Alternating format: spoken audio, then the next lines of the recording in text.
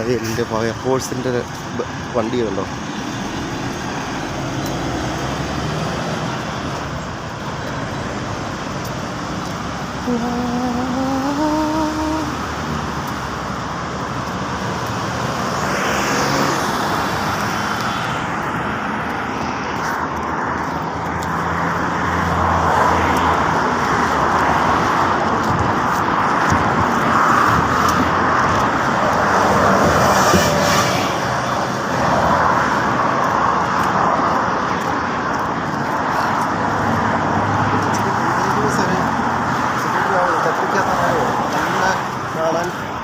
സെറ്റപ്പുള്ള ഈ ഗ്ലാസ് ട്യൂബുകളില്ലേ, ഒരു റബ്ബർ കോർക്കൊക്കെ ഒരു സെറ്റിലാക്കി നല്ല കോട്ടിങ്ങിലൊക്കെ ആക്കിയിട്ട് ഈ മുന്തിരിയുടെ ജ്യൂസേ അത് നല്ല കടുപ്പത്തിലാക്കി എടുത്തിട്ട് അത് ഒരു ബോക്സിലെ ആക്കി തനലിന് കൊണ്ട് കൊടുക്കണം.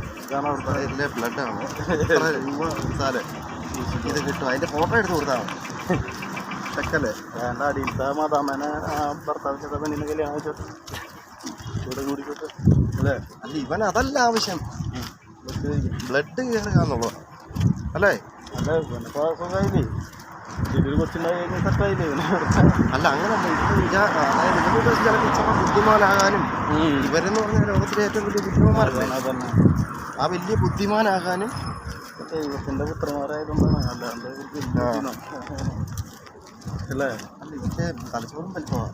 ലോകത്തുള്ള എല്ലാവരെയും കണ്ടില്ലേ, നല്ല ഹൈറ്റും കാലിൻ്റെ നീളമൊക്കെ ഉണ്ട്. ഇത്രയും കാലിൻ്റെ നീളം ഒക്കെ ഭയങ്കര വലിപ്പമായി. തലച്ചോറ് കൂടുതല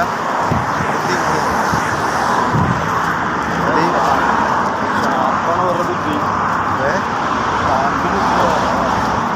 അത് നമ്മൾ വന്നത് അതേപോലെ വന്നു എൻ്റെ ബാക്കി കൂടെ.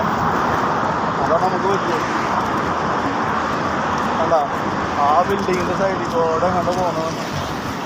ഇവിടുന്ന് ഇപ്പുറത്തേക്ക് അങ്ങോട്ട് കിടക്കേണ്ടതിന് പകരം വീട് കിടന്നു.